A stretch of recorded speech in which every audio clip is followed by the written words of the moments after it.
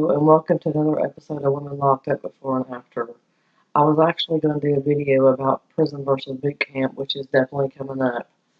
But I want to talk about the reason why Columbia Training School shut down in the first place, which I'm going to talk a little bit about that in that video that I'm going to be putting up.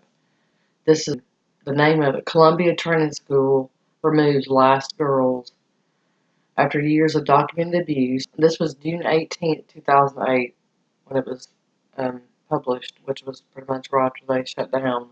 And consequent lawsuits, Columbia Training School is finally closing its doors to troubled girls. Of the 37 girls who remained at the school, 11 were sent to the Oakley Training School June 11th, after state officials had paroled the other 26 into community-based programs. The Columbia Training School in Marion County will officially close June 30th. Okay, I'm just reading this as it shows here on this page.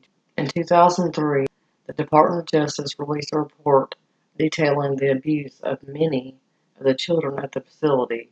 At Columbia, girls claimed they were often shackled improperly, leading to extreme pain and scarring. Many of the girls suffer from mental illnesses and never received appropriate psychological care.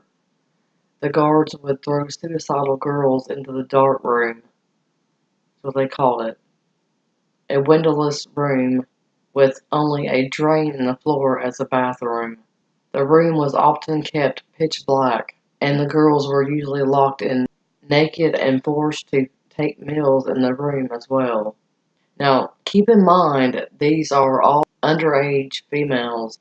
Other allegations detail the girls being forced to eat their own vomit and having pepper spray used on them even while they were already restrained.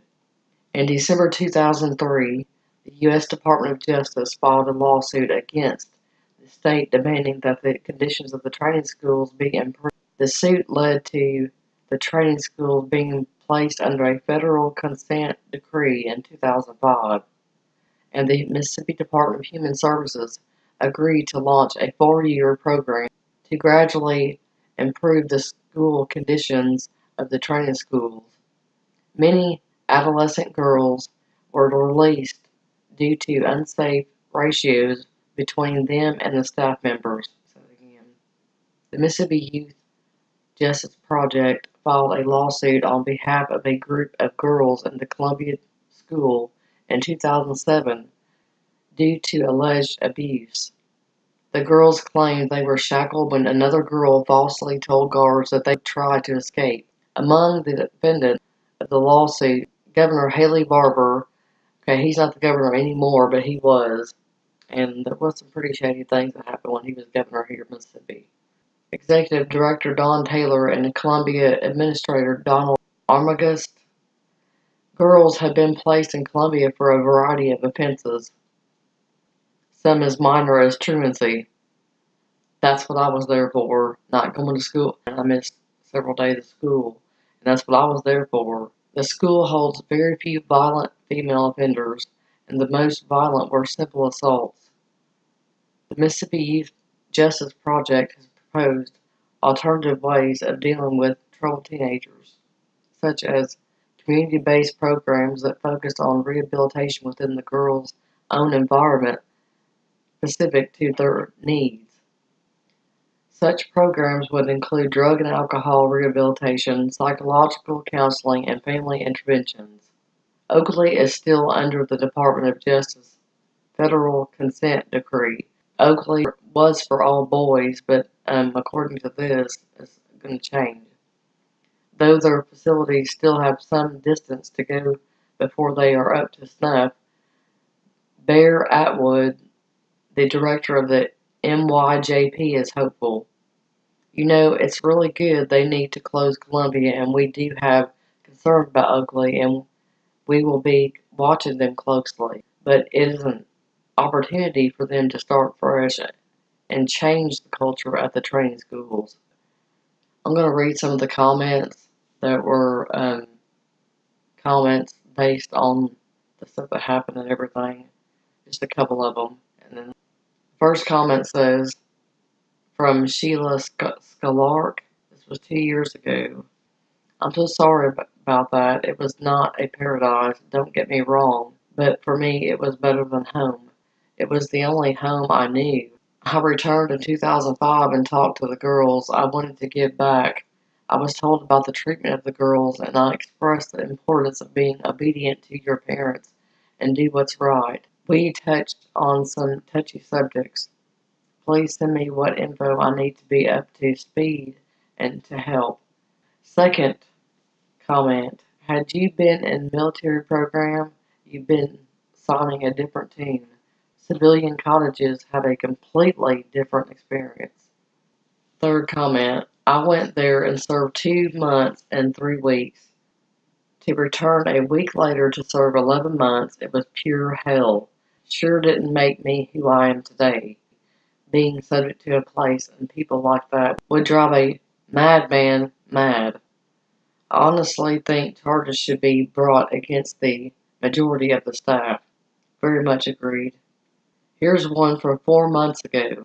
At the very least, it was pure hell in 89 through 90. Wow, that was a long time ago, but somebody said the same thing then. That's why they shut down. So, I mean, if it was going on then, wow, that's crazy. Yeah, I mainly made this video because I've been there at Columbia Training School. I went there for truancy. It was not very fun. Yeah, when I was there, I heard about some things that happened there, and I heard about that dark room. And I think that's where I went when I first went there, but there was no nakedness and yeah, we was shackled a few times or like handcuffed. It was a dark room, but I mean, it was like a really dim light in it and everything.